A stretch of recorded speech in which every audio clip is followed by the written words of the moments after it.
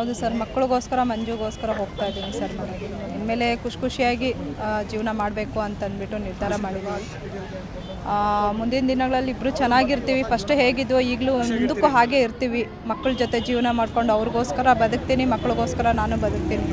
ಇಬ್ಬರು ಚೆನ್ನಾಗಿರ್ತೀವಿ ಅಂತ ಅಂದ್ಕೊಂಡಿದ್ದೀನಿ ಸರ್. ಅದೇ ಒಂದು ಭಯ ಇತ್ತು ಸರ್, ಎಲ್ಲಿ ಏನು ಮಾಡುತ್ತೋ ಮಂಜು ಅನ್ನೋದು ಒಂದು ಸ್ವಲ್ಪ ಭಯ ಇತ್ತು. ಯಾಕಂದರೆ ಫಸ್ಟ್ ಆ ಥರ ಇನ್ಸಿಡೆಂಟ್ ಆಗಿತ್ತಲ್ವ, ಹಂಗಾಗಿ ಸ್ವಲ್ಪ ಭಯ ಇತ್ತು. ಈಗ ಅವರೇ ಬಂದು ನನ್ನ ಹೆಂಡತಿ ಬೇಕು ಅಂತ ಅಷ್ಟೆಲ್ಲ ಇದು ಮಾಡಿದಾದ್ಮೇಲೆ ನನಗೂ ಯಾಕೋ ಎಲ್ಲೋ ಒಂದು ಕಡೆ ಹೋಗಬೇಕು, ನನ್ನ ಮಕ್ಕಳಿಗೋಸ್ಕರ ಹೋಗಬೇಕು ಅಂತ ಅನ್ನಿಸ್ತು. ಅದಕ್ಕೆ ನನ್ನ ಗಂಡ ನನ್ನ ಮಕ್ಕಳ ಜೊತೆ ಇರೋಣ ಅಂತ ಅಂದ್ಬಿಟ್ಟು ಡಿಸೈಡ್ ಮಾಡಿದ್ದೀನಿ ಸರ್. ಅದನ್ನೆಲ್ಲ ಮರೆತು ಜೀವನ ಮಾಡೋಣ ಅಂತ ಹೇಳಿದ್ದಾರೆ ಸರ್. ಎಲ್ಲೋ ಒಂದು ಕಡೆ ನಂಬಿಕೆ ಬಂದಿದೆ, ನೋಡ್ಕೊತೀನಿ ಅಂತ ಎಲ್ಲ ಹೇಳಿದ್ದಾರೆ. ಹಂಗಾಗಿ ಅದೊಂದು ನಂಬಿಕೆ ಮೇಲೆ ಹೋಗ್ತಾ ಇದ್ದೀನಿ ಸರ್.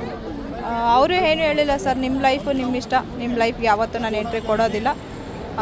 ಏನೋ ಒಂದು ಕೆಟ್ಟಿಗಳಿಗೆ ಆಗಿದೆ, ಮಕ್ಕಳ ಮುಖ ನೋಡ್ಕೊಂಡು ಚೆನ್ನಾಗಿರಿ. ಇಲ್ಲ ಸರ್, ಅವರು ಆವಾಗಲಿಂದನೂ ಅದನ್ನೇ ಹೇಳ್ತಾಯಿದ್ರು, ನೀನು ಹೋಗು, ನಿನ್ನ ಮಕ್ಕಳ ಜೊತೆ ಇರು, ಚೆನ್ನಾಗಿರು. ಸಂತು ಅವರು ಅದನ್ನೇ ಹೇಳ್ತಾಯಿದ್ರು. ಇವಾಗಲೂ ಅದನ್ನೇ ಹೇಳಿ ಅವ್ರು ಕರ್ಕೊಬಂದು ಬಿಟ್ಬಿಟ್ಟು ಹೋಗಿದ್ದಾರೆ. ಹಂಗಾಗಿ ಮಂಜು ಜೊತೆ ಖುಷಿಯಾಗಿ ಹೋಗ್ತಾ ಇದ್ದೀನಿ. ಮಕ್ಕಳ ಜೊತೆ ಜೀವನ ಮಾಡಿಕೊಂಡು ಮಂಜು ಜೊತೆ ಸಂಸಾರ ಮಾಡ್ಕೊಂಡು ಆರಾಮಾಗಿರ್ತೀನಿ. ಸಂತುಗೂ ನನಗೂ ಯಾವುದೇ ಟಚ್ಚು ಇರೋದಿಲ್ಲ, ಯಾವ ಕಾಂಟ್ಯಾಕ್ಟು ಇರೋದಿಲ್ಲ. ಅವ್ರವ್ರ ಲೈಫ್ ಅವ್ರವರು, ನನ್ನ ಲೈಫ್ ನಂದು ಅಷ್ಟೇ ಸರ್.